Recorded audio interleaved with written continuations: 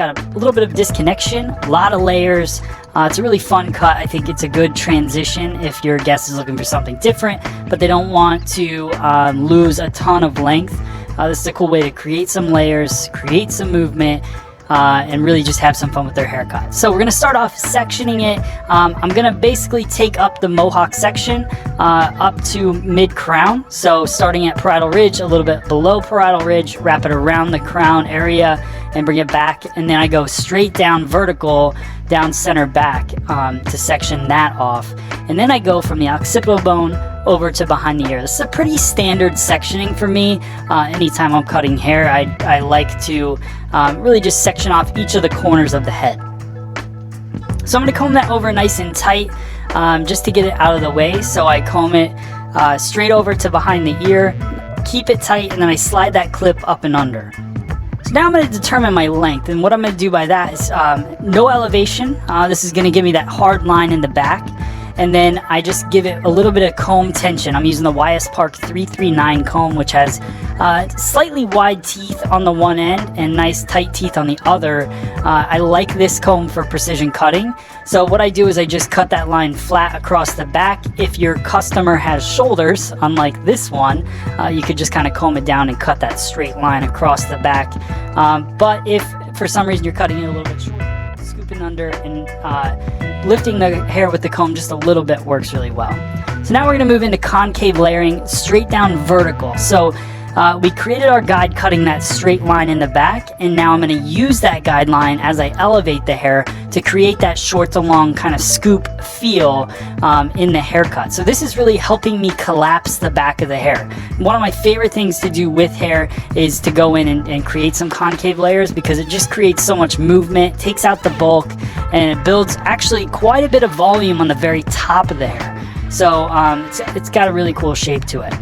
So I'm keeping a stationary guide as I work through the back of the head, so everything is being over-directed to the center back. Now, we've talked about this before. When you over-direct everything to that stationary guide in the very back, when you get around to the front, it gets super, super heavy. The way that we're counteracting that is cutting concave. So the concave is collapsing the shape for the majority of the way around the corner of the head. Once we get to the very front, it's obviously going to push quite a bit of weight still to the front and length, but that's going to be stuff that we're going to have fun with at the end of the cut during the dry cut portion of this video. So don't be afraid that your haircut isn't connecting at the bottom, because now it's pushing, getting even longer and longer. You can see that disconnection. Don't be afraid of that, and don't be afraid of the amount of weight that's getting pushed to the front. You are taking out quite a bit of weight throughout this haircut, and then we will take out more at the end. So, pretty simple, bringing everything back to me. Things to make sure of when you're cutting concave: your elbow should be free. Your elbow should be on the outside. Your elbow shouldn't be on top of the head. That just makes it get in the way. It keeps you from being consistent. So just make sure that you have a free flow of your elbow, and your finger is pointing towards the top of the head. So you can see that my elbow is not going towards the head, it's going away from the head.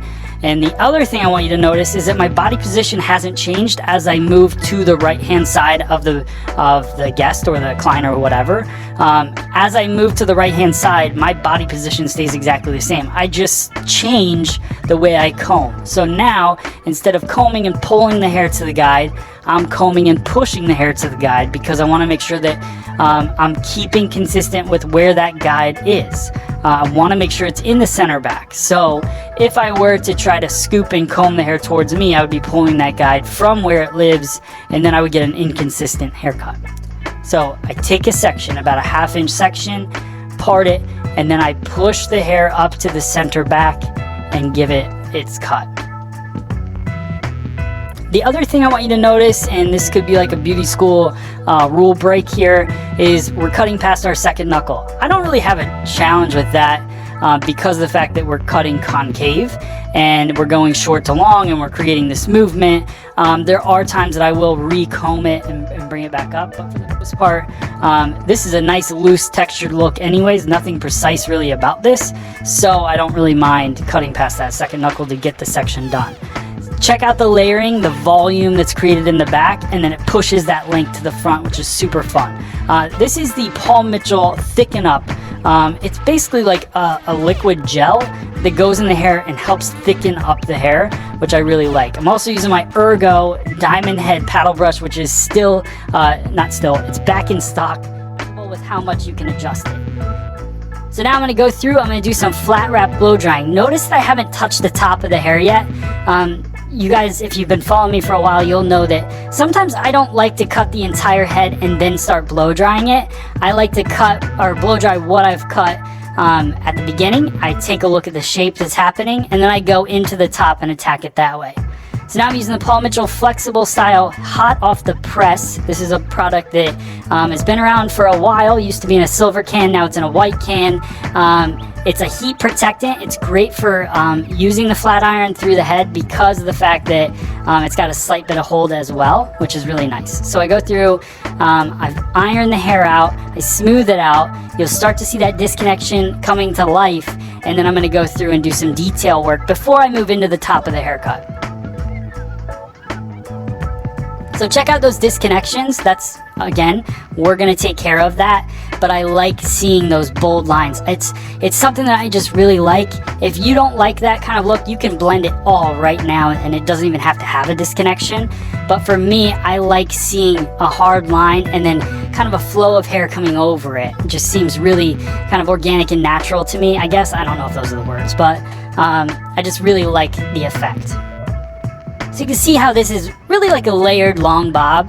I think it's a shag effect because of the concave layering, but I go through and I cut almost like a triangular line or a short to long line, starting short in the back, getting a little bit longer towards the front. Now I let down the top. You can see how that kind of blankets over it. So that's the reason I like to go in and kind of section my hair around the curve of the head. So I section the top off. It's almost like the roof that's going to collapse over the whole shape. So I cut the underneath shape, and then I let the roof fall over it, and I define it based on what I want the end result to look like.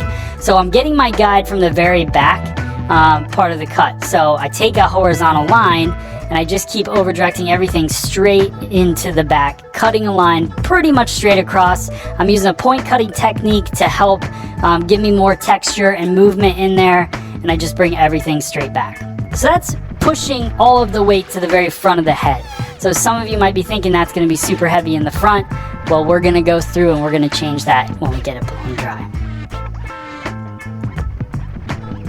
So I use a flat wrap technique again, and I use the same ironing technique, just going through there, keeping everything nice and smooth, really following the head shape.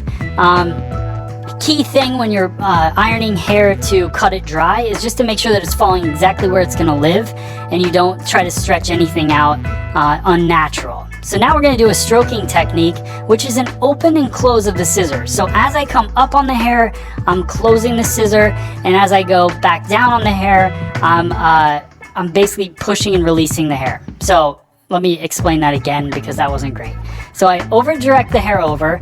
As I bring the scissor up, I'm closing on, and then I release it out. And then I bring it back up and I close it on the hair, and then I release it out. If you want to see a really good breakdown of this technique, just search the stroking technique on FSE On Demand, and you will find a video where I really break down exactly how that technique works. So it's just open and close. I brought everything over to a stationary guide. What that did was created a nice curved feeling, or a nice kind of face frame across the face on the haircut.